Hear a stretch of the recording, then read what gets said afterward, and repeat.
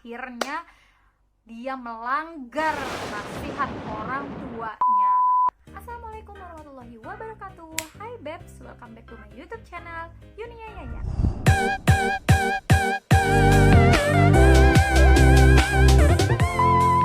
Terima kasih buat bebek-bebekku yang udah klik video ini. Jangan lupa like, komen, dan subscribe video ini serta share ke teman-temannya atau ke media sosial yang kalian punya, karena aku akan menceritakan sebuah legenda yang gak kalah menarik dari legenda sebelumnya. Video kali ini aku akan membahas sebuah legenda yang berasal dari Tanah Gayo, Aceh, khususnya Aceh Tengah. Nah, buat bebek-bebekku dari Aceh Tengah di sini boleh merapat, kita dengerin. Kalau misalnya aku ada yang salah, boleh ya di komen di bawah, diralat cerita aku, oke? Nah, hari ini kita akan membahas tentang legenda Putri Pukes dan Danau Laut Tawar. Dicariinlah dia ke dalam gua sebesar ini. Jumpa di sini, berdiri, lalu dipegang, udah keras jadi batu. Lalu si Putri Pukes ini sedih, nangis, keluar air mata nggak mau berhenti, karena dia ditinggalin dalam gelap gulita ini sendiri. Nangis, nangis, itulah lama-kelamaan air mata si Putri membeku jadi batu. Kita mulai ceritanya. Oke, pada zaman dahulu hiduplah seorang putri yang berasal dari sebuah kerajaan di daerah dataran Tanah Gayo, yaitu bernama Putri Pukes. Jadi diceritakan nih, Putri Pukes ini adalah putri yang baik, cantiknya luar biasa, ramah, pokoknya sempurna lah ya, bisa dibilang sempurna. Si Putri Pukes ini di suatu hari menyukai seorang pangeran yang berasal dari kerajaan lain. Awalnya nih, orang tua si Putri Pukes ini tidak menyetujui, tidak merestui lah ya hubungan mereka berdua ini, karena tempat kerajaan si pangeran ini jauh dari kerajaan si Putri Pukes. Jadi orang tuanya tuh khawatir lah ya, kejauhan gitu kerajaannya. Jadi orang tuanya tidak merestui awalnya, tapi lambat laun setelah dibujuk-bujuk nih sama putri, dan putri itu meyakinkan kok kedua orang tuanya, akhirnya kedua orang Putri Pukes ini merestui hubungan mereka dan akhirnya mereka menikah. Bahagia kan ceritanya, bahagia kan, karena pangeran dan putri menikah gitu. Bahagia gitu. Tapi ceritanya nggak nyampe situ aja guys. Nah, setelah menikah nih, tibalah saatnya si Putri Pukes ini menuju kerajaan si pangeran itu. Jadi si Putri Pukes ini akhirnya pamit lah ya kepada orang tuanya, karena dia harus meninggalkan kerajaan tersebut dan ikut suaminya, yaitu pangeran itu, di kerajaan yang jauh dari kerajaan si Putri Pukes ini. Nah, orang tuanya itu sangat sedih gitu ditinggalkan oleh si Putri Pukes ini, karena putri ini orangnya sosoknya tuh baik, jadi orang tuanya tuh kayak kehilangan gitu kan. Ya tapi mau nggak mau orang tuanya itu harus merelakan, karena Putri Pukes kan udah dewasa dan udah menjadi seorang istri dari seorang pangeran di kerajaan lain. Jadi harus direlakan si Putri Pukes ini untuk pergi. Sebelum pergi, orang tua dari Putri Pukes ini berpesan kepada si Putri Pukes, "Pergilah nak," katanya kan, "pergilah nak bersama pengawal-pengawalmu," gitu. Ditemenin nih sama pengawal-pengawalnya, tapi ingat, setelah kamu keluar dari kerajaan ini, kamu jangan sama sekali menoleh ke belakang.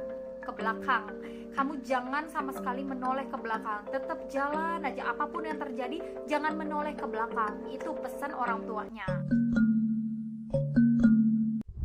Akhirnya si Putri Pukes ini pun mendengarkan nasihat orang tuanya. "Iya mak, iya pak, aku nggak akan noleh ke belakang," gitulah ya bahasanya mungkin. Nah, akhirnya si Putri Pukes pun jalan bersama pangerannya. Nggak jalan sih, ya mungkin naik kuda atau naik elang mungkin, ya nggak tahu lah ya. Pokoknya diceritakan kalau Putri Pukes ini udah menuju ke perjalanan menuju kerajaan si pangeran itu. Si Putri Pukes ini sangat sedih gitu, dilanda kesedihan, karena dia baru sekali pergi dari kerajaan itu menuju kerajaan lain, ikut suaminya. Jadi dia tuh sangat sedih gitu kan, istilahnya kayak merantau gitu. Dia tuh sedih, inget orang tuanya terus. Nah, saking sedihnya nih ya, dia nggak sengaja kayak yang, "Aduh aku sedih banget, sedih," gitu kan. Terus akhirnya nengoklah dia ke belakang, jeng-jeng. Kan kata orang tuanya nggak boleh sama sekali nengok ke belakang apapun yang terjadi, tapi dia nggak sengaja nih nengok ke belakang. Akhirnya dia melanggar nasihat orang tuanya. Tiba-tiba setelah dia noleh ke belakang, datang petir yang sangat hebat dan hujan lebat tiba-tiba gitu loh. Nah, karena hujan lebat dan petir kan, akhirnya mereka tuh berteduh lah di sebuah goa. Mereka ketemu goa gitu karena mungkin nggak ada perumahan, mungkin nggak ada rumah warga. Akhirnya berteduhlah di goa itu berserta pengawal-pengawalnya. Nah, setelah berteduh itu, pas lagi berteduh nih ya, si Putri Pukes ini tuh duduk di pojokan goa. Dia tuh mau menghangatkan tubuhnya karena dia kedinginan, menggigil. Dia kan di pojok ya, di pojok goa. Dia tuh berdiri. Nah, habis itu dia tuh heran, kok seluruh badannya itu kayak dari bawah itu tuh kok mengeras gitu. Kok bisa mengeras? Terus dia kaget kan. Akhirnya dia nangis, dia panik, dia nangis. Badannya tuh mengeras bagaikan batu gitu loh. Pada saat dia melihat tuh ya, badannya kan mengeras ya. Pada saat dia melihat ke bawah, ternyata badannya tuh udah mau menjadi batu gitu loh. Udah keras kan, menjadi batu. Akhirnya dia tuh menyesal banget atas perbuatannya. Dia tidak mengindahkan ucapan orang tuanya, nasihat orang tuanya. Kalau kata orang tuanya tadi nggak boleh nengok ke belakang apapun yang terjadi gitu. Padahal kan dia nggak sengaja, tapi tetap aja kata orang tuanya nggak boleh ya nggak boleh. Tapi dia melanggar itu dan akhirnya dia menjadi batu dan dia terus menangis. Udah tuh ya, kan dia itu di pojokan. Jadi pengawal-pengawal itu nggak tahu lah kalau misalnya si Putri ini nih udah jadi batu. Nah, udah cukup lama berteduh nih mereka, pengawal-pengawalnya itu udah cukup lama berteduh dan hujannya juga udah reda. Akhirnya mereka memutuskan untuk melanjutkan perjalanan. Pada saat mau melanjutkan perjalanan, mereka itu menghampiri sang putri di pojokan itu kan. Mereka manggilin, "Putri, putri, putri, putri," gitu kan. Tapi si putrinya tuh diem aja gitu. Akhirnya mereka kok ini diem aja sih? Pasti ini ada yang gak beres gitu. Kan awalnya tuh kayak cuma sekelibet doang, sekilas doang mereka ngelihat putri gitu kan, manggilin putri. Tapi karena nggak ada jawaban, akhirnya mereka mendekati si putri itu kan. "Putri, tuan putri, ayo tuan putri kita melanjutkan perjalanan." Mungkin gitu ya ucapan sang pengawal-pengawalnya. Tapi nggak ada jawaban dan mereka kaget setelah ngelihat si putri udah jadi batu. Mereka gitu ekspresinya mungkin ya. Sang putri telah menjadi batu, kenapa ini? Mungkin gitu. Sorry kalau misalnya ekspresi aku lebay. Akhirnya begitulah kisahnya. Jadi si Putri Pukes ini udah menjadi batu dan batunya itu masih ada sekarang di goa itu nanti. Nah, ini fotonya nih. Sampai sekarang nih batu Putri Pukes itu masih bisa dilihat dan bentuknya itu tuh bentuk kepala dan sanggulnya tuh masih cukup terlihat ya, tapi bagian bawahnya itu tuh membesar. Konon katanya bagian bawahnya tuh membesar karena itu tuh adalah air mata sang putri yang selalu ngucur, yang selalu nangis akan penyesalannya gitu kan. Padahal tuh pengantin baru kan, baru mau ketemu pangerannya di kerajaan pangerannya, malah jadi batu gara-gara tidak mengindahkan pesan dari orang tuanya. Jadi kalau misalnya teman-teman nih di sini bebek-bebekku mau lihat batunya nih yang ini nih, bagian bawahnya itu kan besar ya. Nah, itu konon katanya itu adalah air mata sang putri yang selalu ngucur. Jadi pas ngucur itu jadi batu, jadi gede gitu bagian bawahnya. Itu kepercayaan orang-orang di Tanah Gayo, Aceh Tengah. Nah, sementara itu karena hujan yang deres tadi itu dan petir kan menyebabkan banjir mungkin ya. Jadi terbentuklah sebuah genangan besar di kawasan itu dan orang-orang sana menyebutnya itu adalah Danau Laut Tawar. Begitulah kisahnya Putri Pukes dan Danau Laut Tawarnya.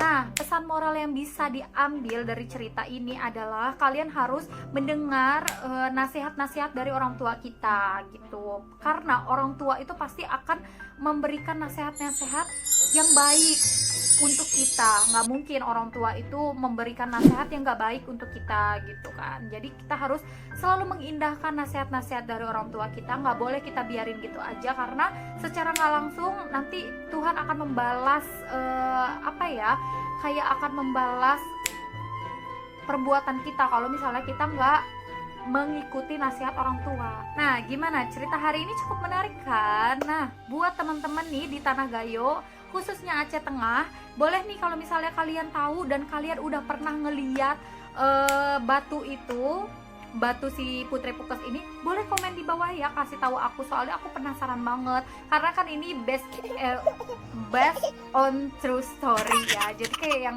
penasaran aja gitu. Ceritanya tuh kayak Malin Kundang ya kan, tapi bedanya Malin Kundang itu sangat-sangat kurang ajar gitu. Kalau ini kan secara tidak sengaja dia tidak mengindahkan nasihat orang tuanya, tapi karena ada buktinya jadi orang-orang itu jadi tertarik gitu kan. Aku pun tertarik mau tahu sebenarnya kayak gimana sih batunya itu, kayak gimana sih kisahnya yang sebenarnya kayak gitu. Boleh ya buat teman-teman yang tahu atau udah pernah lihat nih batu itu, komen di bawah.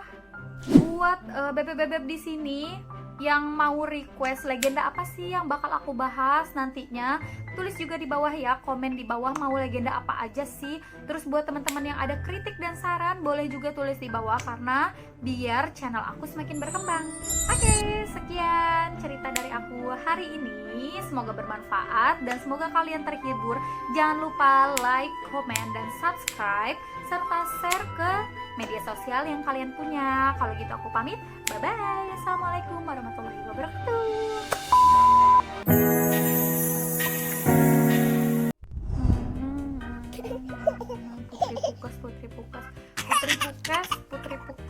Putri Pukes atau Putri Pukes. Liur, urang.